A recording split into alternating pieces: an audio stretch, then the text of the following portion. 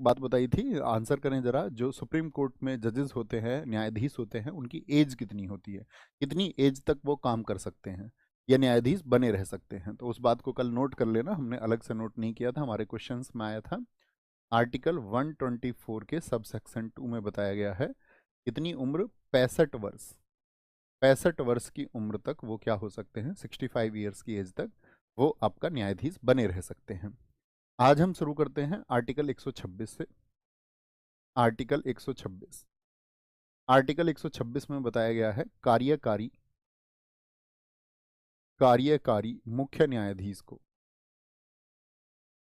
कार्यकारी मुख्य न्यायाधीश। जब कभी भी साथी वर्ड आता है कार्यकारी, तो कार्यकारी जैसे प्रधानमंत्री हो या राष्ट्रपति हो, तो कार्यकारी शब्द से आपको समझ जाना चाहिए हमेशा कि आपका ये कौन है, ये एक्टिंग चीफ जस्टिस हैं। तो किसकी जगह पर आएंगे जरा बताओ? कार्यकारी का मतलब ही होता है उस पद के साथ में एक्टिंग लिखा हुआ है, उसी पद पर आएंगे एक्टिंग चीफ जस्टिस। यानी जब भारत के चीफ जस्टिस नहीं है, यानी कि चीफ जस्टिस का मतलब क्या, मुख्य न्यायाधीश। वर्तमान में मुख्य न्यायाधीश कौन है? तो आप कहेंगे संजीव खन्ना है, वो भारत के 51वें मुख्य न्यायाधीश यानी 51वें चीफ जस्टिस हैं। अब मान के चलो किसी वजह से ऐसा रहे कि मुख्य न्यायाधीश ना हो, वो बीमार चल रहे हो या कोई और घटना हो सकती है, ठीक है, ऐसा नहीं कि उन्होंने रिजाइन कर दिया फिर तो नए चीफ जस्टिस चुने जाएंगे, है ना। कहने का मतलब है वो मौजूद नहीं है, मौजूद नहीं है तो आपका, या नए का चयन नहीं हो पाया है इतने, तो कौन व्यक्ति रहेंगे, तो उन्हीं को हम कहेंगे आपका एक्टिंग चीफ जस्टिस। बात क्लियर है? तो कार्यकारी मुख्य न्यायाधीश फिर बनाया किसको जाता है, ये इंपॉर्टेंट बात है। तो जो कार्यकारी मुख्य न्यायाधीश होंगे, याद रख लेना, वो बनाए जाते हैं राष्ट्रपति द्वारा, राष्ट्रपति द्वारा जब जब मुख्य न्यायाधीश का पद रिक्त हो। जब क्या होगा, मुख्य न्यायाधीश का पद, मुख्य न्यायाधीश का पद रिक्त हो। पद रिक्त, रिक्त का मतलब वो खाली हो। Appointed by president, appointed by president, president when the chief justice, chief justice post is vacant. Vacant का मतलब क्या है कि वो खाली हो, आपका किसी वजह से वो खाली हो गई है। अब अगली बात यह है कि किसको बनाया जाए फिर, तो आप देख लेंगे जो सबसे वरिष्ठतम है उसको बनाते हैं, लेकिन ये शर्त कहीं पर नहीं है कि जो सीनियर मोस्ट होंगे उन्हीं को बनाया जाएगा। प्रेसिडेंट चाहें तो किसी अन्य व्यक्ति को, कि जो सेकंड मोस्ट सीनियर है या थर्ड मोस्ट सीनियर है, यानी तीसरा है वरिष्ठता में या चौथा है वरिष्ठता में, तो राष्ट्रपति की इच्छा पर निर्भर करेगा। इसमें कोई शर्त ऐसी नहीं है कि भाई आपका जो सबसे वरिष्ठतम है उन्हीं को बनाया जाएगा। तो जिसको राष्ट्रपति चाहें, आप चाहे तो लिख भी सकते हैं जिसे चाहें, राष्ट्रपति के आगे आप लिख सकते हैं कि जिसे वो चाहें। तो बात क्लियर है, कार्यकारी मुख्य न्यायाधीश, कोई दिक्कत नहीं है। फिर इंपॉर्टेंट बात आती है आर्टिकल 127। आर्टिकल 127 में क्या बताया गया है आपका, तदर्थ, तदर्थ न्यायाधीश। मेरा प्रश्न आपसे ये रहेगा कि मुझे तदर्थ का अर्थ बताइए, तदर्थ का शाब्दिक अर्थ क्या है, तदर्थ माने क्या होता है? एडहॉक जज इसको बोलते हैं, एडहॉक, एडहॉक जज। तदर्थ के क्या मायने हैं? तो सबसे पहले आपको पता होना चाहिए तदर्थ के मायने हैं आवश्यकता अनुसार। आवश्यकता अनुसार का मतलब क्या हुआ, जब जरूरत हो। तो वो कौन सी जरूरत होगी, वह कौन सी जरूरत होगी, वो किस प्रकार की जरूरत होगी? तो आप सबको बेसिक स्ट्रक्चर पता है कि सुप्रीम कोर्ट में टोटल नंबर ऑफ जजेस कितने होते हैं, यानी कि कुल जजों की संख्या कितनी होती है, कुल न्यायाधीशों की संख्या कितनी होती है सुप्रीम कोर्ट में? तो आप कहेंगे भैया 34 होती है, यानी एक चीफ जस्टिस होंगे और 33 अन्य न्यायाधीश होंगे। लेकिन ऐसा भी तो हो सकता है किसी कारण की वजह से कि किसी ने इस्तीफा दे दिया हो या कोई बीमार हो गए हो, या आपका जो अभी वहां पर क्या है कि वो संख्या 34 नहीं बन पा रही है पूरी तरह से, तो यानी कि संख्या कम हो गई, यानी कि अभी जजेस की आवश्यकता है। तो उस कोरम को पूरा करने के लिए तो एडहॉक जजेस बनाए जाते हैं, पहले नोट करेंगे फिर लिखेंगे। ये कहाँ पर होते हैं? अभी तक केवल सुप्रीम कोर्ट में, अभी तक, अभी तक केवल सुप्रीम कोर्ट में होते हैं ये। आज की डेट तक मैं आपको बता रहा हूँ, अभी तक केवल ये कहाँ पर होते हैं, सुप्रीम कोर्ट में। और किस देश से हमने इसको लिया है, तो याद रख लेना फ्रांस से, इंस्पायर्ड बाई फ्रांस। ये आपको पता होना चाहिए। अच्छा, अब ये सुप्रीम कोर्ट में ही होते हैं, क्योंकि और हाई कोर्ट हम यहाँ पर नहीं लिख रहे हैं कि भाई हाई कोर्ट में नहीं होते हैं, तो बड़ा क्वेश्चन है। अभी 7 दिन पहले ही, अब से 1 वीक पहले ही, जो संजीव खन्ना हमारे सुप्रीम कोर्ट हैं, उन्होंने एक बेंच के साथ में इस डिसीजन को सुनाया। दरअसल में इससे पहले भी सुप्रीम कोर्ट में मीटिंग हो चुकी थी 2021 में। तब सुप्रीम कोर्ट ने कहा कि भाई आपका जजेस की ज़रूरत तो हाई कोर्ट में भी होती है, हाई कोर्ट में भी इतने मामले पेंडिंग पड़े हुए हैं। जैसे मैं आपसे बात करूं कि अभी हमारे देश में कितने मामले पेंडिंग हैं, मतलब जिनमें लंबित, पेंडिंग का मतलब है लंबित, बहुत लंबी प्रक्रिया चल रही है। जितने समय में न्याय मिल जाना चाहिए था उतने समय में न्याय नहीं मिल रहा है।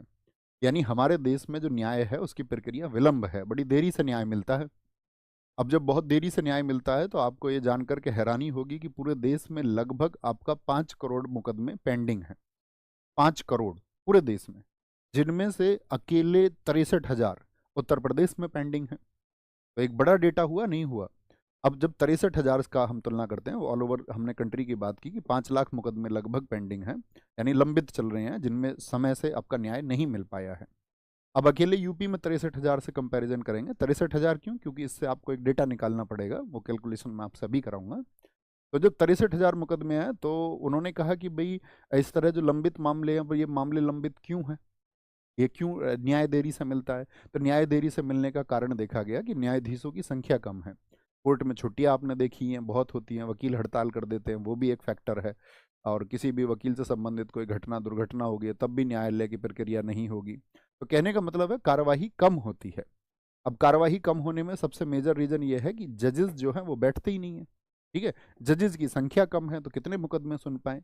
तो उन्होंने कहा कि भविष्य में जो होगा, अभी 7 दिन पहले ये कहा गया है कि भैया हाई कोर्ट भी अपने यहाँ पर तदर्थ न्यायाधीशों की नियुक्ति कर सकते हैं। यानी कि भविष्य में, आपका अभी हुई नहीं है, लेकिन भविष्य में क्या होगा, आप इस बात को माइंड में रखेंगे? बोले यस और नो। आप रखेंगे? हाँ, भविष्य में हाई कोर्ट में भी एडहॉक जजेस होंगे, भविष्य में हाई कोर्ट में भी। लेकिन शर्त क्या होगी हाई कोर्ट में? हाई कोर्ट में एडहॉक जजेस की शर्त ये होगी कि ये देखा जाएगा कि भाई जो मामले हैं, यानी कि हाई कोर्ट में आपका जितने भी केस चल रहे हैं, ये देखा जाएगा, उन सब केसों को लिस्ट किया जाएगा कि ये केस कितने, जैसे यूपी में मैंने बताया 63,000, कितने यूपी में, अभी लिखना मत आप इस बात को, बस माइंड में रखना है, थोड़ा सा समझना है। यूपी में 60,000 मान लेते हैं लगभग, है ना, कैलकुलेशन आसान हो जाएगी। 60,000 मान लेते हैं, यूपी में 60,000 केसेस हैं जो पेंडिंग चल रहे हैं। तो उन्होंने कहा इसका 20% निकाला जाए। 20% किसका? 60,000 का। कितना हो जाएगा इसका 20%? तो आप कहेंगे भैया इसका 20% हो जाएगा आपका कितना, कितना हो जाएगा? 6,000 दूनी 12,000 हो जाएगा। 12,000 केसेस हो गए। ये 12,000 केसेस इसमें से ऐसे होने चाहिए जो 5 वर्ष के पेंडिंग हो, 5 वर्ष के पेंडिंग हो। कितने होने चाहिए? यानी 5 साल से उनमें न्याय नहीं मिला है, पेंडिंग चल रहे हैं, लंबित चल रहे हैं, इतनी प्रक्रिया खिंच चुकी है। अगर इतने मामले, अब अलग अलग हाई कोर्ट में देखा जाएगा, ऐसे किस हाई कोर्ट में कितने केसेस हैं, मध्य प्रदेश में देखा जाएगा आपका, या अलग राजस्थान में देखा जाएगा आपसे, या कर्नाटक में देखा जाएगा, XYZ कोई भी स्टेट है वहाँ पर ये काउंट किया जाएगा। तो वहाँ पर एडहॉक जजेस बनाए जाएंगे, ऐसे नहीं कि बेवजह बना दिए गए। ठीक है, तो पहली चीज़ तो ये रहेगी। दूसरा क्या होगा आपका, ये देखा जाएगा कि आपका कि वहाँ पर जो है ना 20% न्यायाधीश नहीं है, 20% न्यायाधीश नहीं है। तो एक कैलकुलेशन मात्र दिमाग में नहीं रखने हैं। यानी हर हाई कोर्ट में एक जज होते हैं। जैसे मैं आपसे अभी क्वेश्चन पूछूं, यूपी के हाई कोर्ट में कितने जज होंगे? यूपी के हाई कोर्ट में कितने जज होंगे? बताएंगे फटाफट से। यूपी के हाई कोर्ट में कितने जज होंगे? भैया 5 करोड़ है कि 5 लाख? भैया 5 लाख है। 5 करोड़ बोल दिया क्या मैंने? 5 करोड़ मैंने गलती से बोल दिया होगा। 5 लाख हैं टोटल से, 5 लाख केसेस हैं जो पेंडिंग है। 5 करोड़ मैंने गलत बोला है, उसको करेक्ट कर लेंगे अगर मैंने गलती से 5 करोड़ बोल दिया होगा, है ना। जैसे हम बात करें यूपी के हाई कोर्ट में, तो यूपी के हाई कोर्ट में 160 जज हैं, ठीक है, 160। 160 जज होने चाहिए हाई कोर्ट में। जब हम हाई कोर्ट पढ़ेंगे तो बताएंगे वहां पर।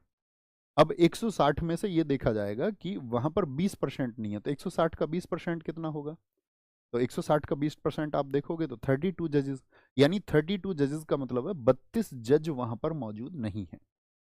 32 जजों के पद खाली हैं, तब वहां पर देखा जाएगा। ऐसा नहीं है कि भाई कुछ पद खाली हुए तो तदर्थ ले लिए। बात समझ पा रहे हैं मेरी? हाँ जी, अब आते हैं वापस। तो ये तो मैंने बताया हाई कोर्ट में भविष्य की बात। अभी इसकी बात करते हैं। तो तदर्थ न्यायाधीश आप समझ गए होंगे क्यों होते हैं। तो पहली शर्त तो ये है, ये कोरम के लिए होते हैं। कोरम, कोरम की पूर्ति के लिए, कोरम की पूर्ति के लिए, to complete the quorum, to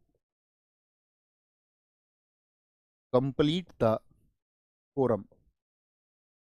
अब कोरम कितना है तो आपको पता होना चाहिए कि 1+33 का कोरम है, तो ये पूरा होना चाहिए, नहीं तो एडहॉक जज आपका बिठाए जाएंगे, एडहॉक जज को बुलाया जाएगा।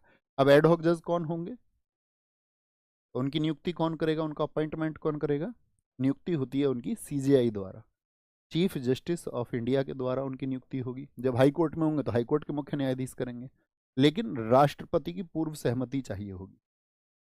क्या होगा, राष्ट्रपति की पूर्व सहमति से, पहले राष्ट्रपति साहब इसके लिए परमिशन देंगे, तब इसको लिया जाएगा। क्या बोलेंगे, अपॉइंटमेंट, हाँ ये तो लिख सकते हो, अपॉइंटेड बाई सीजेआई, और क्या चाहिए उसमें, with prior consent of president, with prior prior consent of, with prior consent of president, ये आपको पता होना चाहिए। तो अब ये तो बात हमने सुन ली कि सीजीआई के द्वारा होगी नियुक्ति और राष्ट्रपति की पूर्व सहमति से होगी, लेकिन कौन व्यक्ति होंगे जिनको जज बनाया जाएगा, तो याद रख लेना वो हाई कोर्ट के जज होने चाहिए। कहाँ के होने चाहिए, हाई कोर्ट से बुलाए जाते हैं, हाई कोर्ट के जज होते हैं। कौन होते हैं, हाई कोर्ट के जज होते हैं जिनमें जिनमें सुप्रीम कोर्ट के न्यायाधीश बनने की योग्यता हो, न्यायाधीश, सुप्रीम कोर्ट के न्यायाधीश बनने की योग्यता हो, यानी कि एबिलिटी टू बिकम ए जज इन सुप्रीम कोर्ट। अब दो चीजें आपके दिमाग में आनी चाहिए। पहला प्रश्न तो ये कि हाई कोर्ट का जो जज सुप्रीम कोर्ट में जज बन सकता है उसके लिए योग्यता क्या है। तो मैं आपसे जानना चाहूंगा, मैंने कल आपको बताया था कि एक व्यक्ति हाई कोर्ट का जज सुप्रीम कोर्ट का जज भी हो सकता है, लेकिन उसने कितने वर्षों तक वो जज रहा हो। तो आप सबका आंसर आएगा कि भैया वो हाई कोर्ट में, हमने दो शर्तें बताई थी कि हाई कोर्ट का वकील भी बन सकता है, और साथ में हमने आपको एक दूसरी बात बताई थी कि हाई कोर्ट का जज भी बन सकता है। तो हाई कोर्ट का जज 5 साल रहा हो और एडवोकेट वहां पर 10 साल रहा हो, लेकिन यहाँ एडवोकेट का प्रोसीजर नहीं है, एडवोकेट को नहीं बनाया जा सकता, तदर्थ उसको जज बनाया जा सकता है, लेकिन तदर्थ बनने के लिए उसको हाई कोर्ट का जज होना चाहिए। अब जब आप किसी हाई कोर्ट से किसी जज को बना रहे हैं तो सीधी सी बात है कि वहां के कोरम पर भी तो इफेक्ट पड़ेगा, हाई कोर्ट के कोरम पर, हाँ या ना। तो इसके लिए क्या होगा, देखा जाएगा कि भाई आपका कोरम तो गड़बड़ में नहीं आ रहा है, कहीं आपके यहाँ तो न्यायाधीश की कमी नहीं पड़ जाएगी। तो इसका मतलब किससे परामर्श लेना पड़ेगा, वहां का जो चीफ जस्टिस होगा, यानी जिस हाई कोर्ट से बुला रहे हैं, तो याद रख लेना यहाँ के हाई कोर्ट के सीजेआई से परामर्श होगा। हाई कोर्ट का, जैसे यूपी से बुला रहे हैं तो हाई कोर्ट के चीफ जस्टिस ऑफ इंडिया से परामर्श होगा, या केरल से बुला रहे हैं, कहीं से भी बुलाएं, ठीक है, याद रख लेंगे। तो यहाँ पे एक क्वेश्चन होना चाहिए आपको, नियुक्ति मैंने बता दी सीजीआई द्वारा होगी, लेकिन एक क्वेश्चन और रह सकता है कि शपथ कौन कराएगा इनकी, फिर तो शपथ हमेशा राष्ट्रपति कराएंगे, शपथ राष्ट्रपति कराएंगे, ठीक है। इनका जो ओथ या अफर्मेशन होता है, ओथ या अफर्मेशन, शपथ या प्रतिज्ञान, शपथ का मतलब होता है जैसे आप बोल दे मैं ईश्वर की शपथ लेता हूँ, तो बहुत सारे लोग ऐसे होंगे ना, ये बोलेंगे भाई मैं ईश्वर में ही विश्वास नहीं रखता, तो उनसे प्रतिज्ञान करा लिया जाता है। बात क्लियर है, इतनी बात क्लियर है। एक बच्चे पूछ रहे हैं, राजीव कुमार प्रजापति, क्या न्यायाधीशों का वेतन कार्यकाल के दौरान कम किया जा सकता है। अभी हम आगे चल के बात करेंगे, आपसे मैंने प्रश्न करने के लिए मना किया है साथ ही कि कक्षा के अंत में जब प्रश्न ना बचे तो आप अगली कक्षाओं में पूछ सकते हैं, लेकिन ये तो हमारा आगामी प्रश्न है, आपके इस प्रश्न का उत्तर होगा नहीं, नहीं कर सकते हैं। लेकिन जब आर्टिकल 360 लागू है, देश में वित्तीय आपातकाल अगर लग गया है, तो वित्तीय आपातकाल के दौरान किसी के भी वेतन कम किए जा सकते हैं, ये माइंड में रखिए हमेशा, ओके, ठीक है, ये याद रखेंगे। अभी अतिरिक्त बातें ना करें, इससे आप कंफ्यूज होंगे, है ना, क्योंकि इस टॉपिक को हम आगे चल के बात करेंगे, आगे चल के बात करेंगे, तो इसका मतलब है कि सबको पता चलेगा। तो अगली बात मैंने क्या बताई, इनकी जो शपथ होगी, कार्यकारी समझ गए, कार्यकारी जब न्यायाधीशों की क्या होगा, आपका जो मुख्य न्यायाधीश नहीं है। एडहॉक कम होंगे जब न्यायाधीशों की जो कोरम है वो पूरा ना हो रहा हो। अभी फिलहाल तक सुप्रीम कोर्ट में, भविष्य में हाई कोर्ट में भी होंगे, भविष्य में वो हाई कोर्ट में भी होंगे। आगे लिखेंगे आर्टिकल 128, आर्टिकल 128 ये क्या कहता है, ये भी इंपॉर्टेंट आर्टिकल है। इसमें कहेंगे सुप्रीम कोर्ट जो सुप्रीम कोर्ट है